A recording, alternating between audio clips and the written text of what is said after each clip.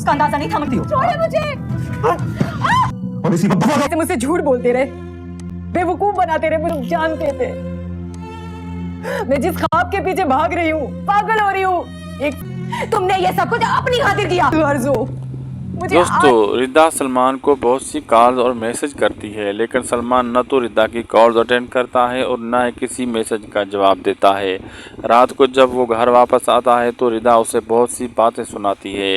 रिदा सलमान से कहती है, आप मौलवी लेने गए थे, ना मौलवी को लेकर आए और पूरा दिन भी ज़ाया कर दिया और मेरी कॉल मैसेज का जवाब भी नहीं दिया।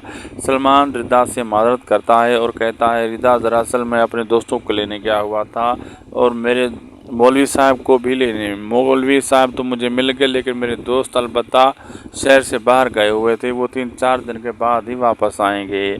उधर फ़करा बेगम अपनी बेटी सारा के लिए बहुत परेशान होती है और रो भी रही होती है।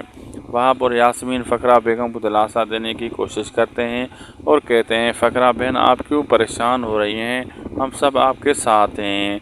वहाब शेर से कहता है, बेटा शेर तुम फिक्र मत करो, इंशाल्लाह सब कुछ ठीक हो जाएगा। मेरे दोस्तों, आज के लिए बस इतना ही। अगर वीडियो पसंद आई हो तो लाइक करो, साथ में सब्सक्राइब भी कर दीजिएगा।